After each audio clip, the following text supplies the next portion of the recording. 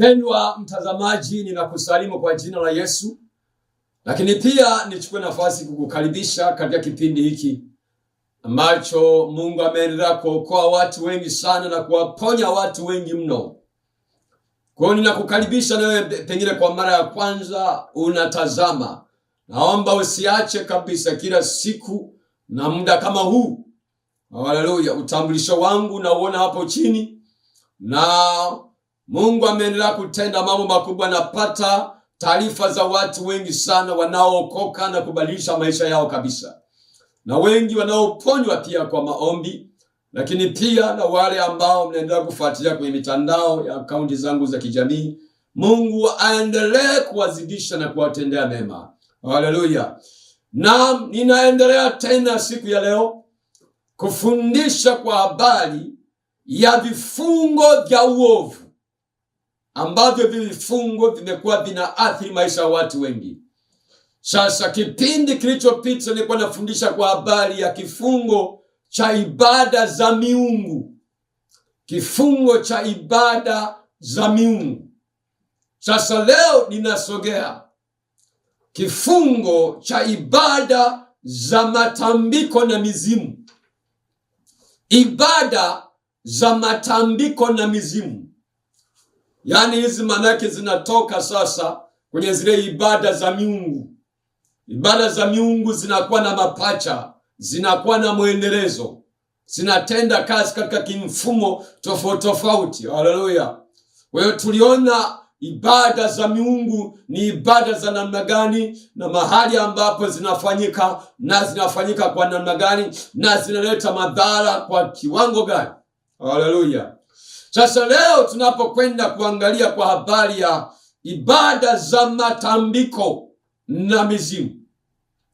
Sasa ngoja nisome maandiko, lakini nataka nikuonyeshe tu kwamba hizi ni ibada zinazofanyika.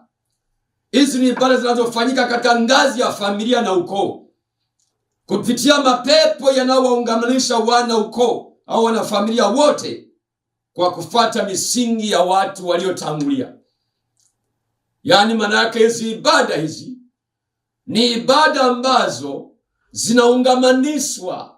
zinawaungamanisha wana familia wote na wana ukoo wote.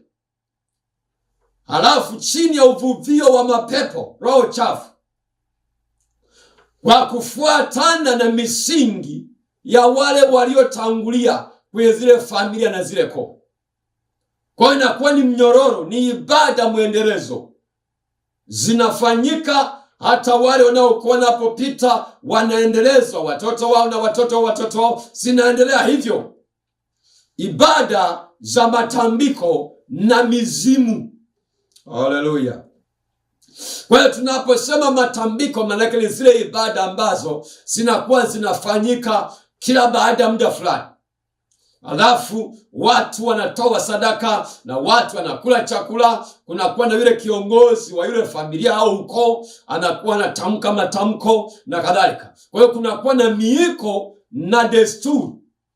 Kwa wakati mwingine hizi ndio tunaita zile ibada za kimila. Mila zile zinaingia humo. Haleluya. Wakati mwingine na desturi ziko humo, zimechangamana humo, kwamba mtu mwana familia akikiuka zinamwadhibu. Ile roho zile za ile miungu ile ya kifamilia inatoa adhabu. Haleluya.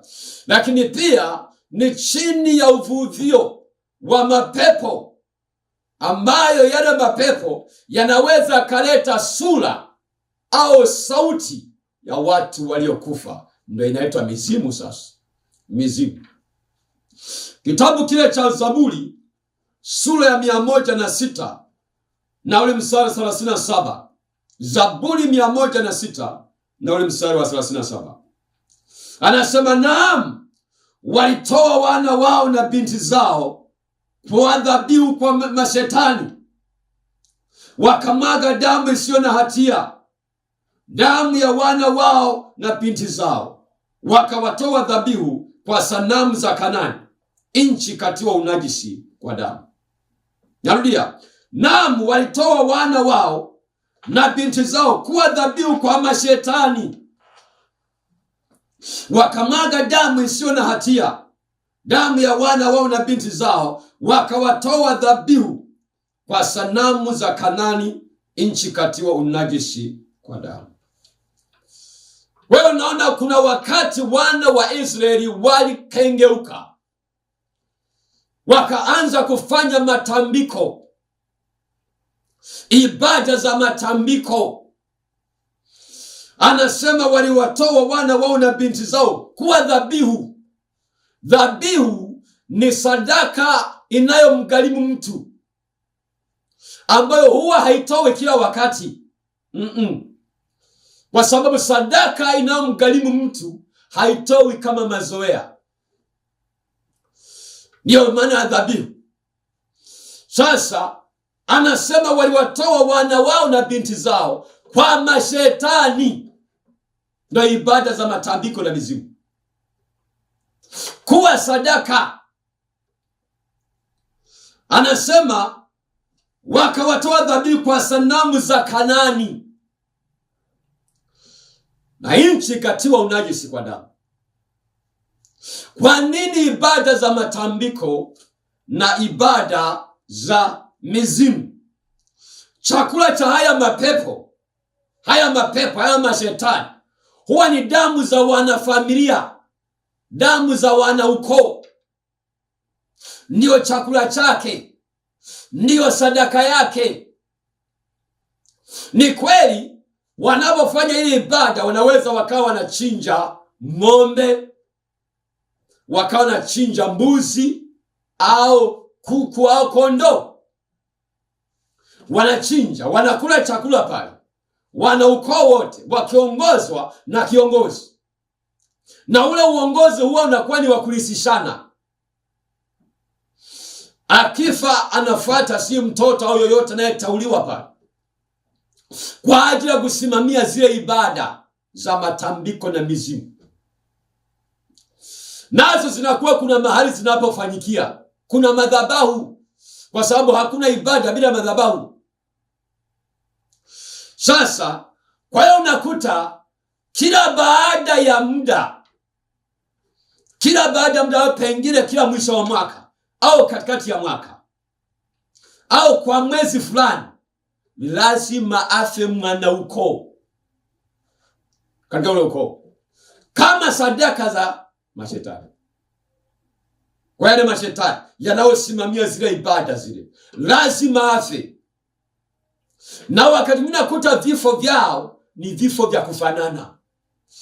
Ninapofundisha hivi, aidha ni wewe uko kwenye familia namna hiyo, kwenye ukoo wa namna hiyo, kila mwaka lazima afe mtu kwenye ukoo, kila mwaka. Na sijajua mwaka huu anayefuata ni nani. Inawezekani wewe, lakini kwa injili hii utapona utakapofuata maelekezo ya neno la Mungu nitakayoyasema mbele. Haleluya. Na wakati mnakuta vifo vyao vinafanana, kama ni ajali zinafanana, kama ni magonjwa yanafanana, kama ni dharura za namna zote zinafanana, yani vifo vinakuwa vya kufanana. Mbona kila mwaka anasema wakawatoa watoto wao dhabihu kwa mashetani, kuwa dhabihu, sadaka, nchi katiwa unajisi. Kwa hiyo ibada hizo zinakuwa zinafanyika kwenye familia mbalimbali, kuanzia kwenye ngazi ya kijiji mpaka taifa, nchi inatiwa unajisi. Kuna vitu ambavyo vinashindwa kuenda. Watu wa nchi ile wanatumia nguvu kubwa sana kufanikiwa, na mbaya sana, walio wengi wanashindwa kumwabudu Mungu wa kweli, wanaabudu miungu mingine, kwa sababu pale shetani anakuwa naye tawala pale. Haleluya, haleluya. Kumbukumbu la Torati sura ya 18 na ule mstari wa 10 mpaka ule mstari wa 12. Kumbukumbu la Torati 18, 10 mpaka 12. Asionekane kwako mtu ampitishaye mwanae au binti yake kati ya moto, wala asionekane mtu atazamaye bao, wala mtu atazamaye nyakati mbaya, wala mwenye kubashiri, wala msihiri, wala mtu arogae kwa kupiga mafundo, wala mtu apandishaye pepo, wala mchawi, wala mtu awaombaye wafu. Maana mtu atendaye hayo ni chukizo kwa Bwana. Umeona? Asionekane. Kwa hiyo anaposema asionekane kwako, mtu afanyaje? Ampitishaye mwanaye au binti yake katika moto. Hizo ni ibada za matambiko hizo. Wala asionekane mtu atazamaye bao, wala mtu atazamaye nyakati mbaya, wala mwenye kubashiri, wala msihiri. Hii ni aina ya ushirikina ambao kunafanyika huko Mashariki ya Kati, ambao kimsingi chimbuko lake lilikuwa ni nchi ya Babeli kule. Umeona? Kwa hiyo kasambaa, kwa sababu Babeli kule ni chimbuko la uharibifu wa mambo mengi sana, mifumo mingi sana, chimbuko lake liko kule. Umeona? Kwa hiyo kasambaa. Kwa hiyo hakuna jambo jipya. Kwa napofanya haya yalikuwepo, alifanyika. Halafu asema asiwepo mtu arogae kwa kupiga mafundo. Kupiga mafundo maana yake kuna uchawi fulani hivi ambao ni uchawi wa mafundo, au nakuta mtu ni uchawi ule wa kutamka, mtu anasoma na kadhalika. Sasa nasema wala asiwepo mtu awaombaye wafu. Mnasikia ninyi ambao mnafanya ibada za kuombea wafu, ibada za wafu, Mungu anasema asionekane kwako mtu awaombaye wafu, kwa sababu mtu atendaye mambo hayo ni chukizo kwa Bwana. Awaombaye wafu, hii ni ibada za mizimu zinazohusisha nafsi za watu waliokwisha kufa, waliokwenda husika na matambiko na mizimu. Unaiendeleza. Ndio maana unakuta mnakwenda kwenye makaburi kila baada ya muda. Ibada za wafu, wakati mwingine kila baada ya muda mnakwenda, wanafamilia, wanaukoo, mtu alishakufa zamani, eti mnakwenda kupalilia kaburi, alishakufa zamani, halafu mnapika na chakula. Ibada za wafu. Sasa kuomba wafu, kuna watu wengine ambao unakuta kwa watu ambao wameshakufa, naenda makaburini, naanza kuomba, nasema mama, tunagombana, tunaomba tusuluhishe. Na unakuta wakati unakuta usiku mama ameshakufa, anakutokea, anakuja kusema na wewe. Na wakati unayosema na wewe ni ya kweli kabisa, si roho. Shetani hafanyi. Anayekufa ni binadamu. Kwa hiyo zile roho za mizimu zile, kwa sababu naziita, zinakuja. Kwani Sauli alipokuwa amekengeuka, aliwafukuza. Kabla hajakengeuka, aliwafukuza waganga wote kwenye nchi. Mungu alipomuacha, akaanza kuwatafuta tena waganga. Unakumbuka, akaenda kwa mganga kwa ajili ya kuomba mzimu wa Samueli. Kwa hiyo Samueli akaja kweli, akazungumza, akasema, mbona unanitabisha ikiwa Bwana amekuacha? Mbona? Ibada za mizimu. Kwa hiyo nakuta unaongea na mama yako, unaongea na babu yako, unaongea na baba yako, alishakufa. Nafsi yako imeungamanishwa na watu waliokufa. Una jina lilo hai, lakini uko miongoni mwa watu waliokufa. Kwa sababu kama uko hai, unawezaje kuzungumza na mtu ambaye ameshakufa kama na wewe nafsi yako haijafa? Biblia imesema mtu asiyejizuia nafsi yake amekufa ingawa yuko hai. Na maandiko yanasema na jina lilo hai, lakini umekufa. No. Haya ni maandiko. Asiwepo mtu awaombaye wafu. Na hizi ibada za wafu zikaza zikachagizwa mpaka zikaingizwa kwenye imani, hasa wakati wa utawala wa dola ya Kirumi. Kwa hiyo ibada za watu kuomba wafu, mtu kama ameshakufa, ameshakufa. Hata kama ni kweli mtakatifu anatoa cheche, hakuna taraja, hakuna ijara. Haleluya! Anasubiri hukumu. Kama alikufa, ana maisha ya michanganyo, japo wewe ulimuona ni msafi sana, lakini mbele za Mungu alienda kuzimu. Haleluya! Asionekane. Biblia inasema mtu atendayo mambo ya namna hiyo ni chukizo kwa Bwana, ni chukizo kwa Bwana. Haleluya! Isaya sura ya 8 mstari wa 9. Isaya 8:9 anasema, na wakati watakapokuambia wewe mama, wewe kijana, wewe binti, tafuta habari kwa watu wenye pepo na kwa wachawi waliao kama ndege na kunong'ona. Je, haiwapasi watu kutafuta habari kwa Mungu wao? Waende kwa watu waliokufa wala watu walio hai. Ngoja nirudie huu mstari. Na wakati watakapokuambia tafuta habari kwa watu wenye pepo na kwa wachawi waliao kama ndege na kunong'ona. Je, haiwapasi watu kutafuta habari kwa Mungu wao? Waende kwa watu waliokufa kwa ajili ya watu walio hai. Mungu anakuuliza wewe, ambaye kila siku ni kiguu na njia, unaenda kwa waganga,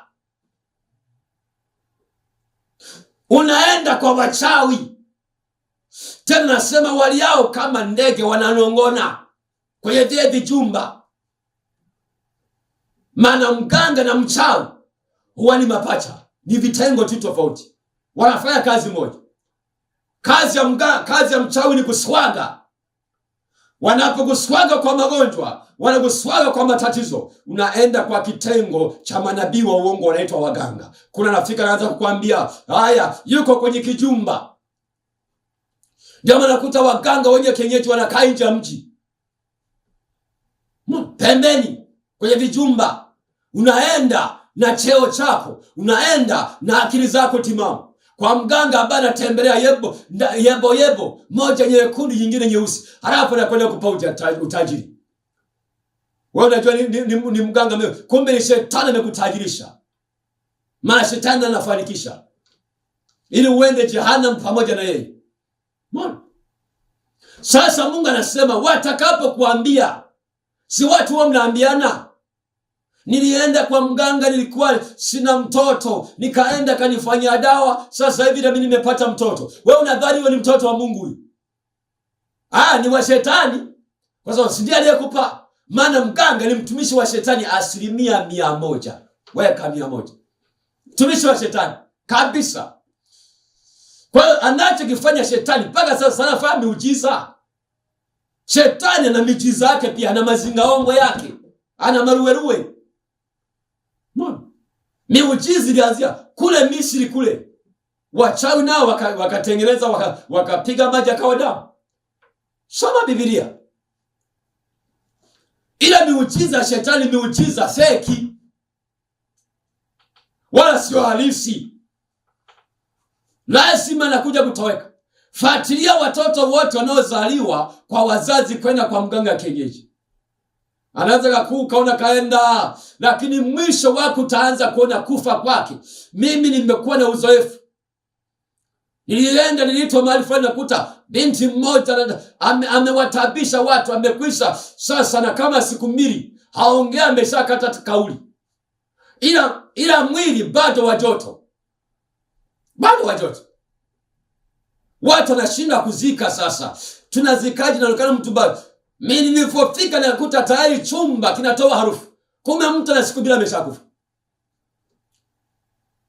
Kwenda kufuatia historia, yule binti alizaliwa kwa mama yake kwenda kwa mganga kienyeji kwa madawa. Mbona? Yaani maisha yanakuwa ni majanga. Haleluya. Unaona huzuni hiyo? Anasema watakapokuambia tafuta habari za maisha yako kwa wapunga pepo, watu wenye pepo, mapepo ya utambuzi. Yanaweza kuambia tatizo ni hili. Mimi nasema kwa sababu mimi nimepitia huko sana. Unaenda anakuambia shida iko hivi na hivi na hivi. Ndio. Yuko kwenye kijumba kule. Mbona? Tafuta, si mnatafuta? Unaenda unasafiri unaenda mbali. Tunakumbuka katika kikombe cha babu, yule babu wapi kule Arusha. Watu walikuwa nasafiri wanatoka sehemu mbali. Angalia waliokula kile kikombe cha yule babu yule. Walio wengi wameshakufa. Shetani aliamua kuminua mtumishi wake kwa mgongo wa dini. Eti ni mchungaji. Watu wengi wamekufa utaweko waliokula kile kikombe. Watu mlisafiri. Kama wewe bado upo, malaika Yesu bado anakuhitaji. No. Anasema, je, haiwapasi watu kutafuta habari kwa Mungu wao? Wewe kwani ukatafuta habari zinazohusu matatizo yako, shida zako, magonjwa? Kwani ukatafute huko wakati yuko Yesu aliyetangaza kwenye Mathayo 11:28, njoni kwangu ninyi mnaosumbuka na wenye kulemewa na mizigo, nami nitawapumzisha. Wewe kwani unatafuta habari kwa watu? Anasema watu waliokufa, kwa habari ya walio hai. Yaani Mungu anawaona hawa waganga na wachawi ni watu waliokufa. Wewe unaenda kutafuta habari kwa watu waliokufa, kwa habari ya watu walio hai. Lakini kumbuka pia, si wanaongozwa na mizimu, roho chafu. Kumbuka nazungumzia kifungo cha ibada za matambiko na mizimu. Maana yake hawa ni ile mizimu ya uganga. Kuna mizimu ya aina mbili, ya kama sio tatu. Kuna mizimu ya mtu anafanya matambiko, wala sio mganga kabisa. Sio mganga, ni matambiko tu yale ya kimila kabisa. Na yale matambiko yale yenyewe yanakula sadaka kila baada ya muda. Na mfahamu binti mmoja, yule binti kwenye familia yao wana uchawi wa matambiko. Yule binti akitaka kupata mtoto, kupata ujauzito, lazima arudi kijijini kwenda kuua mtu. Akishaua mtu, akirudi mjini, anapata ujauzito. Kwa watoto walio wengi, watoto wake wamepata kwa kumwaga damu, kwa kuua mtu. Ile ni matambiko. Ile matambiko na yanayofanyika sasa, uwe mtambiko kwa uchawi wa matambiko. Ni wa familia, wa kiukoo, ni mikoba hiyo. Wenyewe huwa ni wakulisishana, na wewe umerisiwa uchawi. Hiyo mikoba unayo. Haleluya, haleluya. Ni wakulisishana huo. Lakini kuna mizimu ya uchawi ambao unakuta wanaweka wakfu waganga. Ya kuweka wakfu waganga. Lakini pia kuna matambiko ya uchawi kama ibada. Kwa hiyo haya mambo shetani atenda kazi kwa mifumo tu, kwa namna mbalimbali. Ndio maana kuna waganga ambao unakuta ni mganga, yeye harogi watu, haui watu. Yeye ni utambiko tu wa kitengo cha shetani cha uongo. Lakini kuna mganga pia ni mchawi. Lakini mchawi, kuna mtu ambaye ana uchawi kama ibada. Amerisishwa na mama yake, amerisishwa na bibi yake, amerisishwa na babu yake. Lakini kuna mtu ni mchawi, ni uchawi wa kununua. Haleluya. Sasa anasema, je, haiwapasi watu kutafuta kwa habari kwa Mungu wao? Nami nakuletea habari njema ni hivi. Wale watu wote Mungu aliyowajua tangu asili, akawachagua. Sasa hivi ni wakati ambako sasa Mungu anakwenda kuwakusanya na kuwatafuta wale walio wake. Tunakwenda kushuhudia watu wengi, hizi madhabahu za uchawi, ibada za matambiko na mizimu, hizi madhabahu zikianguka kabisa kwa jina la Yesu. Na kuhakikishia wakati umefika, maana Yesu anakaribia kurudi. Yuko marangoni. Haleluya. Yuko marangoni. Yesu anakutafuta utoke huko. Kwani unatafuta habari kwa watu waliokufa, kwa habari ya walio hai. Sasa makundi ya matambiko yako haya. Narudia tena, kundi la kwanza ni matambiko kama ibada inayofanyika kila baada ya muda. ikiongozwa na kiongozi wa ukoo anayepatikana kwa kulisishana. Hii ni ibada mojawapo. Kwa nakuta kwenye ngazi ya familia, kwenye ngazi ya kabila na kadhalika. Kwa yule kiongozi anafanyika kwa kulisishana. Na wakati mwingine kwenye ukoo wanaweza kawa kama wako wengi, wanachagua nani aendeleze kusimamia hizo ibada. Kwa hiyo mtu ambaye ni mwana ukoo au kwenye familia lazima awe sehemu ya ibada hizo. No. Lazima kuwe na madhabahu. Inaweza kawa ni makaburini au kwenye msitu au nyumbani kumeweka kijumba. Sisi kunyumbani kwetu kulikuwa na kijumba ambacho kila baada ya muda wazazi wanapika chakula pale. Alafu tunamwita babu na bibi wanakuja pale wakula chakula na kadhalika. Lakini nashukuriwa Mungu, nilipookoka tu kwenye familia nikatoa tangazo kwamba sasa sanduku la agano limeingia kwenye familia. Ninaposema hivi ndugu, familia nzima wote tumeokoka, tunampenda Yesu. Haleluya, haleluya. Hakuna ibada za matambiko wala mizimu tena kuendelea kuadhimisha watu waliokufa. Haleluya. Lazima sadaka itolewe ya mnyama au ndege na chakula kinaliwa. Ibada hizo zinahusisha kuita nafsi za wale waliokwisha kufa kuja kuhudhuria. Kwa unaweza kaja kwa njia ya sauti, hata kwa njia ya umbo fulani. Au ule mzimu unaweza kaingia ndani ya mtu, akaanza kuwa ndani ya wanaukoo, akaanza kuongea kana kwamba ndio yeye mwenyewe. Mbona?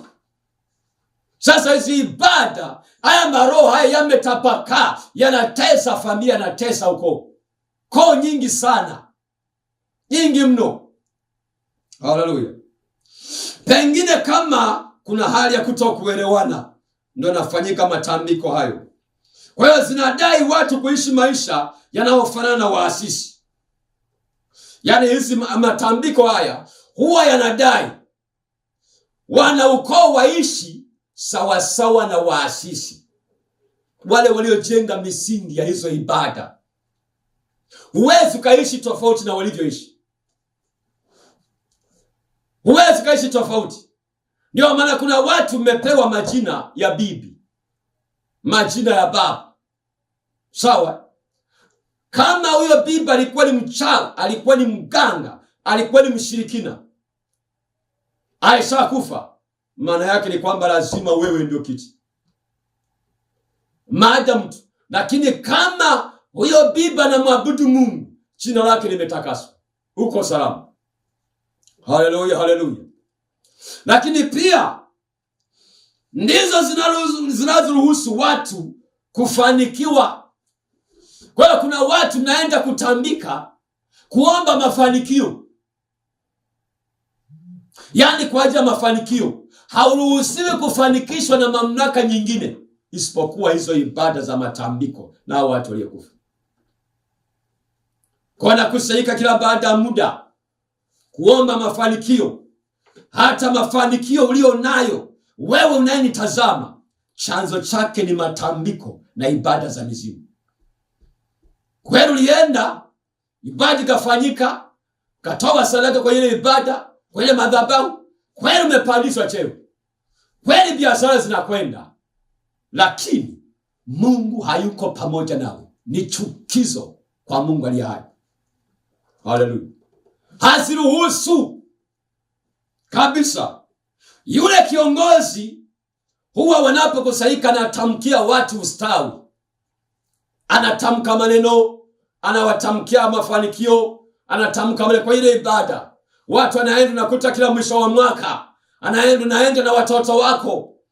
Wote mnakusanyika, wana familia pale na watoto na wajukuu. Halafu yule kiongozi sasa wana huko anaanza kutamka kana kwamba anawatamkia baraka, kumbe anawalaani. Maana shetani huwa hawezi kubariki, ila anaweza kafanikisha, ila kubariki hawezi kubariki. Kuna tofauti ya baraka na mafanikio. Haleluya, haleluya. Sasa anapowatamkia mwisho wanasema atakaye kwenda kinyume nani, muwe kinyume naye. Mbona? Atakaye kwenda kinyume nani, muwe kinyume naye. Huwa ndiye anaisha kutamka hivi. Kwa ndio maana kuta kuna watu mko kanisani bado mnaenda kwenye ibada za mila, kwenye matambiko nyumbani, kwa sababu unaogopa, kwa sababu ya kuhofia. Kuna viapo, hauelewi kwamba hakuna laana inayoweza kumpata mtu bila sababu. Hamjui hata Yesu mwenyewe aliyemkimbilia alifanyika laana ili sisi tuweze kuwa huru. Bado kwa tuna watu wengi wako makanisani, mnajiita Wakristo, lakini bado mnashiriki kwenye matambiko, kwenye ibada za watu waliokufa. Mnasababisha laana kwenye nchi. Kwa wakati hata majanga tunayaona, mambo ya ajabu ajabu kwenye nchi, ninyi ndio chanzo, kwa sababu Biblia imesema katiwa nchi, katiwa unajisi. Kwa hizi ibada ndizo zinazowafanikisha watu. Ngoja nikupe ushuhuda wa mchungaji mmoja. Nilipewa ushuhuda na rafiki yangu mmoja, mtumishi wa Mungu. Akaniambia yule rafiki yangu mchungaji, walipata safari ya kwenda katika nchi ya Nigeria kihuduma, wakiwa watatu. Wamesha kata tiketi, wanazo visa, kila kitu, taratibu wote wamekamilisha. Sasa mchungaji mmoja wapo, kama siku 2-3 hivi nyuma yake, akasikia sauti akiwa amelala kwa njia ya ndoto, inamwambia hivi, kwenye ukoo wenu ni nani aliyevuka mipaka? Kwenye ukoo wetu sisi nani aliyevuka mipaka? Akasikia hiyo sauti. Sasa asubuhi akampigia yule rafiki yangu aliyekuwa alishuhudia. Anamwambia, bwana, hiyo ni mizimu hiyo. Hebu vunja, haribu, ingia kwenye maombi, batisha. Akasema, wewe, hakuna cha kunizuia, mimi nakwenda. Mbona nimeshaka kila kitu? Hakuna. Mbona? Unajua kilichotokea? Walipofika uwanja wa ndege wa Dar es Salaam, wako kwenye ile jumba la kusubiria.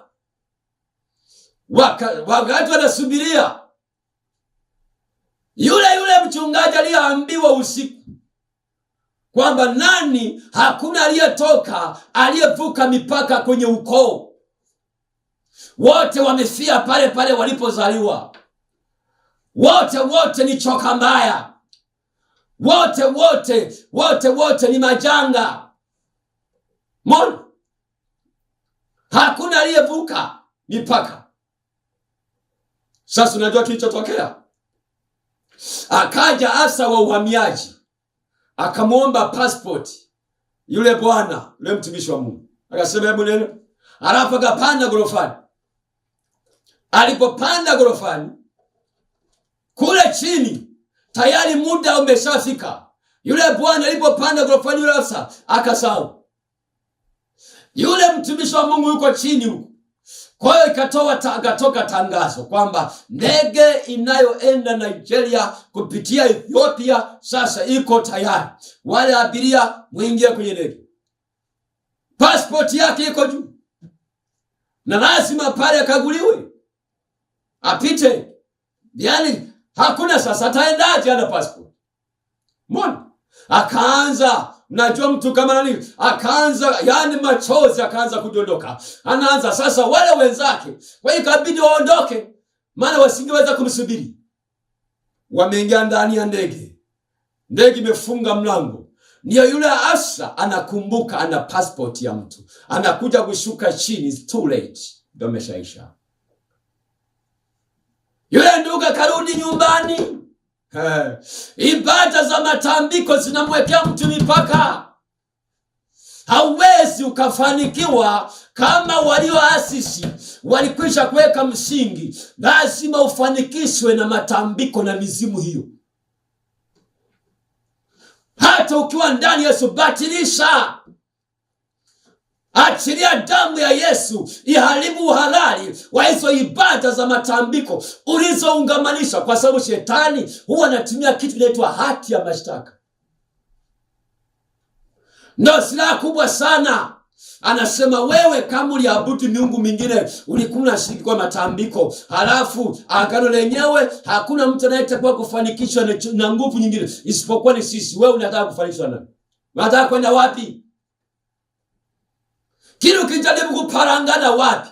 Kweli una akili, umesoma vizuri kabisa, lakini unashangaa zile ibada, ile madhabahu zinaweka zuio. Unatumia nguvu kubwa sana. Yaani ni kama unamuua sungura kutumia unatumia silaha ya ICMG ya kivita. Ndivyo unavyoishi.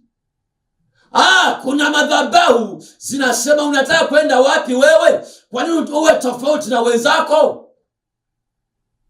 Kwa nini uwe kinyume na wenzako? Hizi madhabahu huwa zinaweka zuio. Na mtu kufanikiwa, unaisha kupata hela ya kula tu, ila cha moto tunakiona. Yaani ni majanga. Kuna mpaka umewekwa isivyo halali. Haleluya. Sasa viashiria wakati mwingine huko hivi, kama waasisi walikuwa na mitara, uwe na uhakika kwenye familia utakuta mitara mingi sana. Mitara mingi sana. Kuna kuta watu wengi sana, nakuta ameoa ameachika, ameolewa ameachika, ana mke zaidi ya mmoja, kwa sababu walioweka misingi waliishi maisha hayo. Na ndio maana wewe mwenyewe unashangaa sasa hivi uko kwenye vita na mke wako, nazodai muachane au ongeze mke wa pili. Ukiwafuatia babu yako naye alikuwa na wake zaidi ya mmoja, alikuwa kiingunge kule, alikuwa chifu kule, kiongozi wa mila, ana wake zaidi ya watatu wangapi, ana kitongoji kabisa. Kwa zile nguvu zinavuta, kwa sababu uliungamanishwa tayari. Kama kulikuwa na ugomvi kwenye familia, hawaelewani, hayo maroho yanafuatilia. Nakuta wewe mwenyewe mpaka sasa hivi kwa ndugu zako, wewe na ndugu zako hamuelewani, kila mtu yuko kivyake. Lakini ukifuatilia walioanza nao ulikuwa cheni hiyo, maroho yanafuatilia tu. Yanafuatilia. Kama walioanza hawakumiliki chochote kabisa, akina Kapuku, hayo maroho yanafuatilia. Ni mfumo wa ukoo na familia nzima. Wakati mwingine unaota uko pamoja na watu waliokufa. Hiyo ni ishara ya umeungamanishwa na ibada hizo za matambiko na mizimu. Unaota uko pamoja na waliokufa, ambao wana ukoo wako. Wakati mwingine naongea nao kabisa. Hiyo ni ishara ya kwamba tayari uko kwenye mfumo huo. Kwa hiyo kumuona Mungu ni vigumu sana mpaka ubadilishe mwelekeo. Haleluya. Mimi nasema habari za Yesu peke yake na damu aliyomwaga pale msalabani ndio pekee inayoweza kumtoa mtu kwenye vifungo vya namna hiyo. Nje ya hapo huwezi kutoka. Utaishia kwenda kutafuta habari kwa waganga, unazidi kudilimia tu. Suluhisho ni moja tu. Uje kwa Yesu kwa kuamini, kwa kumaanisha damu ya mwana kondoo Yesu. Kazi ya damu Yesu ni kubatilisha, kuondoa uhalali wa sadaka zote zilizotangulia kufanya kwa ibada za matambiko na mizimu, kwenye ibada za miungu. Damu ya Yesu pekee ndio kiboko chake. Kwa unaingia kwenye agano jipya, ya kale hayo yanapita, sasa nakuwa mapya. Unaanza sasa, wewe ndio wakili. Wewe unaanza kuwa wakala wa mabadiliko kwenye familia na ukoo. Sawa, unaanza kutoa tangazo kwamba sasa sanduku la agano limefika kwenye ukoo wetu. Unaanza kuvunja na kubatilisha, anasema vunjeni madhabahu zao, bomoweni kabisa, kateni maashera, futilia mbali jina lao. Ni kazi yako wewe. Haleluya, haleluya, haleluya. Ibada za wafu. Marko 12 mstari wa 27, Yesu alisema yeye sio Mungu wa wafu, ni Mungu wa walio hai. Yaani Yesu amesema kwenye Marko 12:27, Mungu sio Mungu wa wafu ndugu zangu, ni Mungu wa walio hai. Hakuna kukumbuka watu waliokufa wala kufanya ibada kwa ile watu waliokufa. Ni chukizo kwa Mungu. Yesu amesema Mungu si Mungu wa wafu, ni Mungu wa walio hai. Pigilia mstari Marko 12:27. Sio Mungu wa waliokufa, ni Mungu wa walio hai. Mtu akishakufa, kumbukumbu lake limepotea hapa duniani, nimesahauliwa, inabaki tutakukumbuka kwa alama uliyoiacha. Ulifanya nini mtu alipokunaishi? Basi sio kukumbuka kwa kwenye makaburi. Hapana, ni chukizo kwa Mungu. Mnaokwenda kila baada mnakwenda kufanya ibada za matambiko kwenye makaburi, ni chukizo kwa Bwana. Huu ni ujumbe Mungu amenituma. Kumbuka, ukishakuwa chukizo kwa Mungu, Mungu huwa na kikomo cha kumvumilia mtu. Inafika wakati anasema enough tolerance, imetosha. Anasema nimechoka, sasa nimefika mwisho. Mungu akikupa kisogo, utakuwa mgeni wa nani? Tunahubiri injili hii ya sasa, ya siku za mwisho, kuwaonya na kuwakusanya wale waliokusudiwa na Yesu. Mtoke kwenye madhabahu za matambiko na ibada za mizimu kabisa. Mizimu ya uganga, naota unakabidhiwa mikoba kitu. Mizimu ya uchawi wa kiibada, unalisishwa roho hiyo, unaota unapaa. Ngoja nikupe ushuhuda mmoja. Mimi napokea watu wanaotoka sehemu mbalimbali kwa ajili ya maombezi, kwa ajili ya kuja kufanya maombezi. Aliletwa mama mmoja kutoka wilaya moja na watoto wake. Yule mama tayari ni kama sasa anakwenda kufa. Alipofika pale kanisani, wale watoto wanalia, wanasema, mtumishi wa Mungu, tunaomba uombe kwa ajili ya mama yetu. Mama anataka kufa. Halafu akasema hivi, tuna miezi miwili tumemzika baba. Nani ya miezi miwili tu. Sasa na mama na anataka kuondoka. Wale watoto wanalia. Nikamwambia msilie, yupo Yesu awezaye kubatilisha mauti. Ni kweli mauti iko sufuriani, lakini yupo Yesu Kristo mwenye nguvu. Haleluya. Nilipoanza kuomba, yale majini yakaniambia, mchungaji, sisi tunataka tumchukue ili akalee mtoto mmoja wapo. Nikasema, mtoto wa nani? Anasema kuna mtoto ambaye yuko kwa mchungaji wake. Nakupa ushuhuda wa kweli. Haleluya. Halafu yale majini anasema hata mume wake yuko kwa mchungaji wake. Sasa nikasema ngoja kwanza niache kuomba, niongee na wale watoto kwanza, ili nithibitishe ambacho shetani anakiongea hapa. Usizani kwamba shetani anaongea uongo kila wakati. Kwa wewe uliyezoea kila wakati toka. Kuna wakati shetani anaweza kaongea ikakusaidia jinsi ya kumfungua mtu. Haleluya, haleluya. Sasa wale watoto wakasema wanachokiongea kina ukweli wake. Nikasema nini? Anasema hivi, wanasema wale watoto, baba anaonekana chini ya mwembe nyumbani kwa mchungaji. Anaonekana chini ya mwembe, yani kwa yule mchungaji. Kanisa la kiroho, nasema la Kipentekoste. Yule baba alishakufa akiwa kanisani, lakini anaonekana usiku chini ya mwembe nyumbani kwa mtu anaitwa mchungaji. Mbona?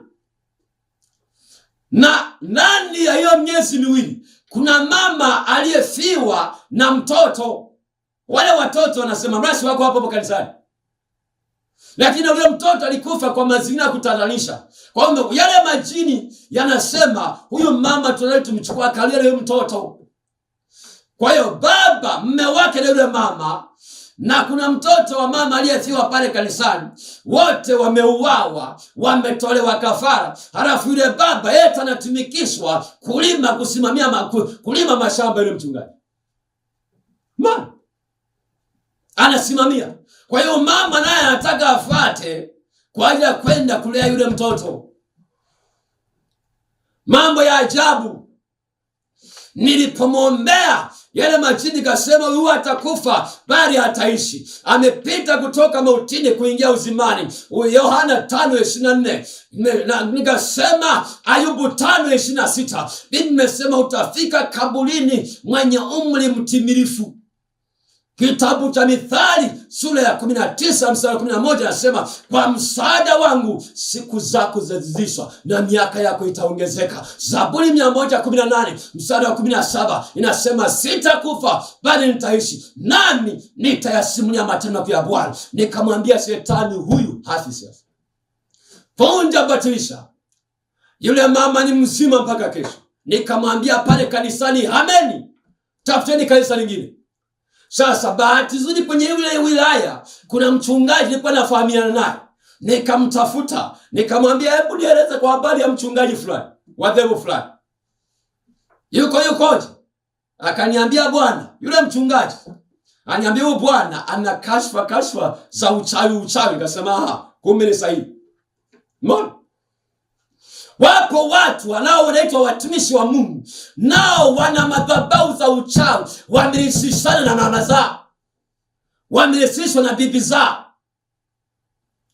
Sasa nguvu ya Mungu haikutosha kufichua. Walipookoka, wakaokoka na uchawi wao, wamekuja na mikoba yao.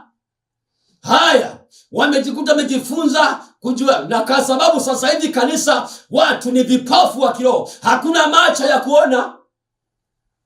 Kwa hiyo kuna watu ni wachawi, machungaji wachawi, mzee ya kanisa ni chawi, waumini ndio usiseme wako. Hakuna weza yeye kujua, macho yamepofuka ya kiroho. Kwa shetani atamba anavyojua.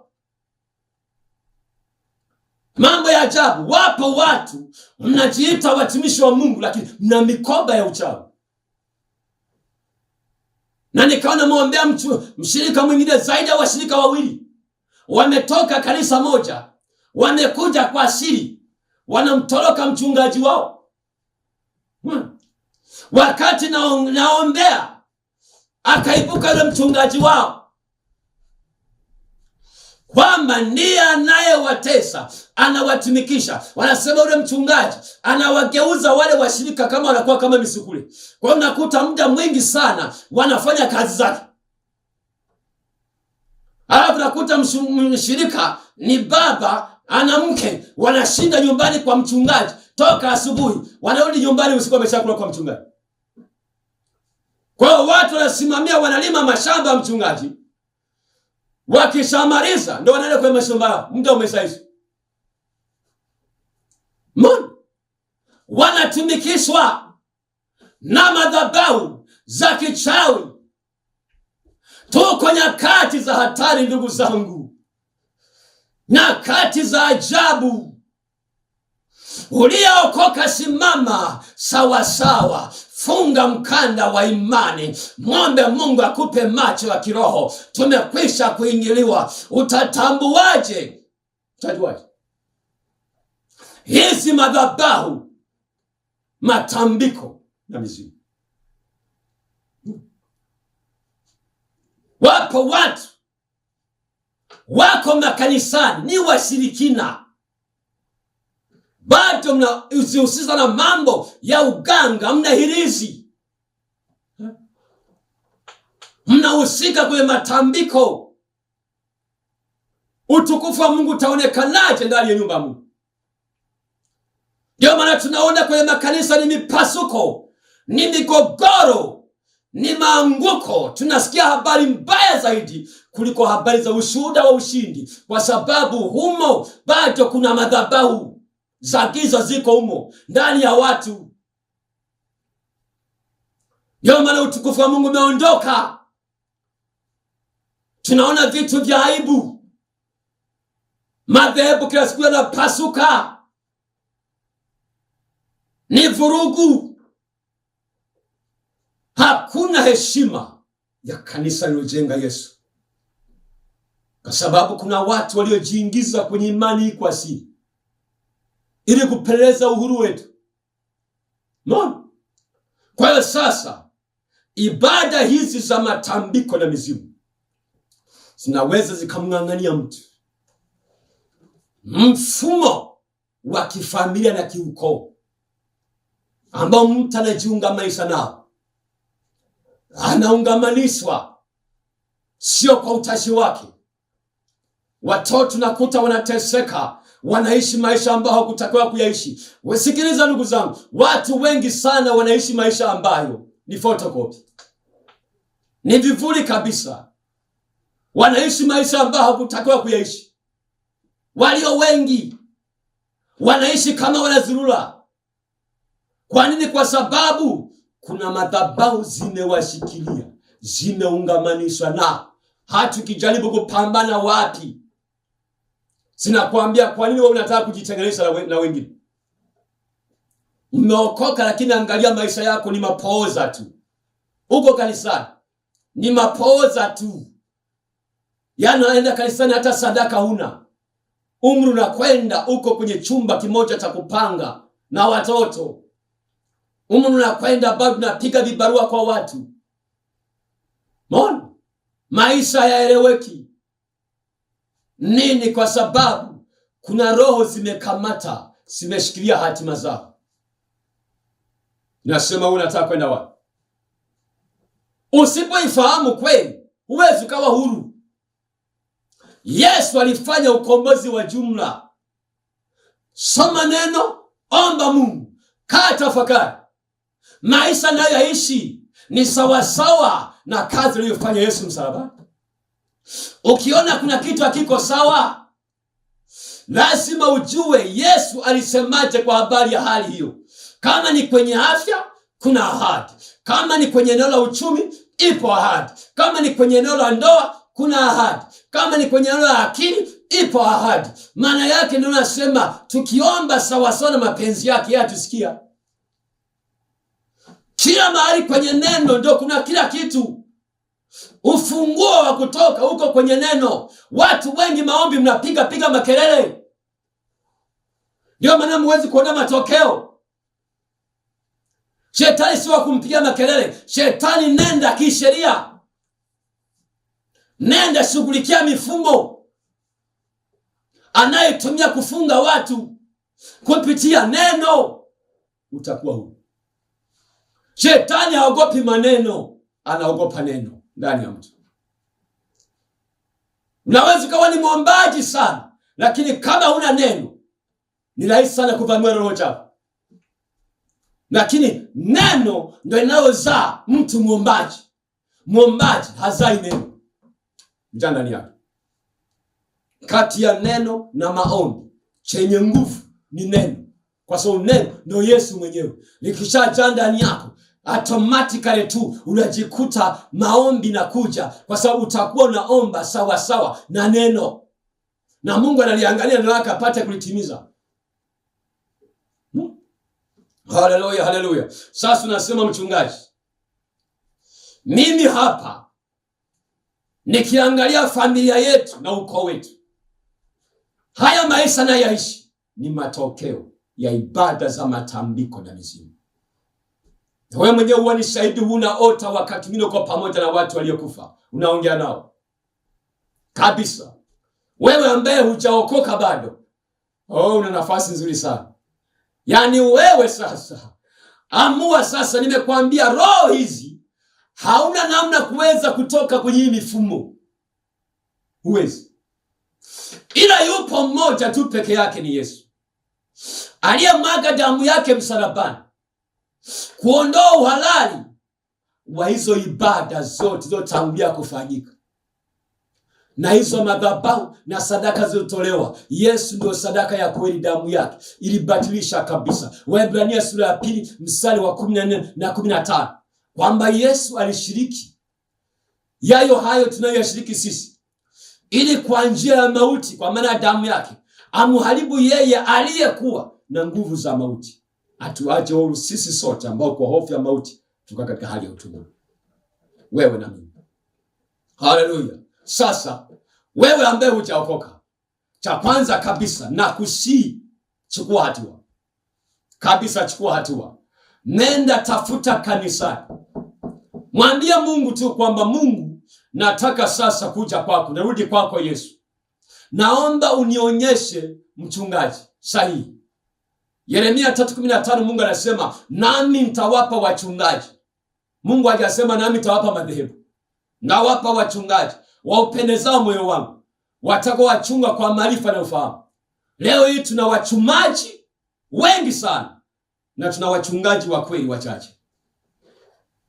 Kumbuka, feki huwa kinakuwaga vingi, original vinakuwaga vichache, kwa sababu thamani wa kitu ni uchache wake na upatikanaji wake.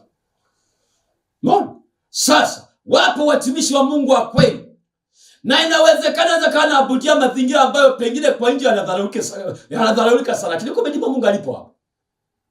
Ndiko Mungu alipo. Mungu atakuongoza. Acha mambo ya heshima za kibinadamu, nenda hapo.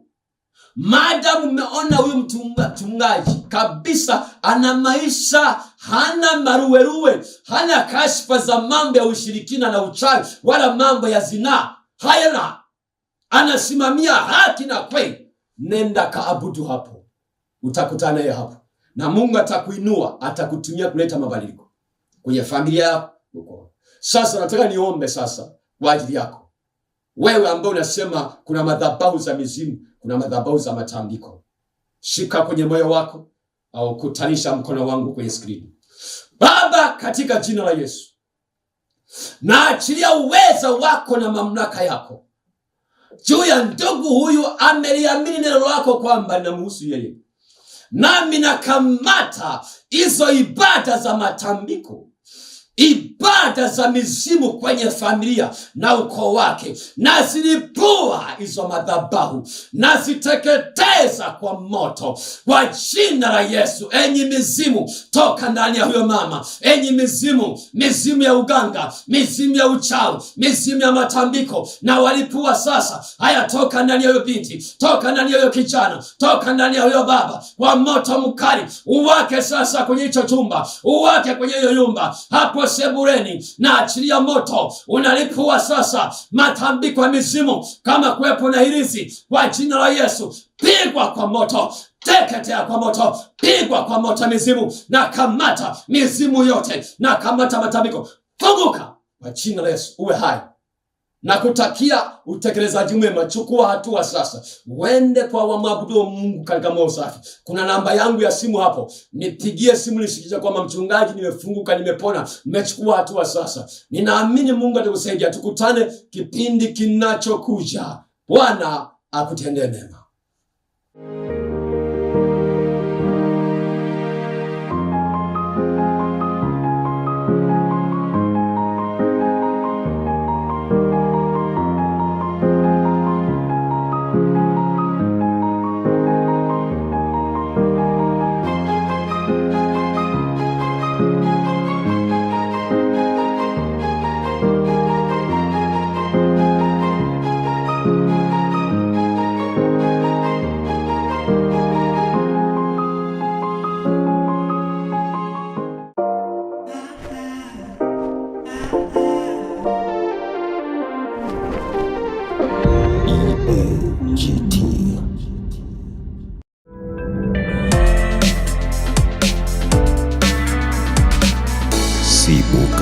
TV.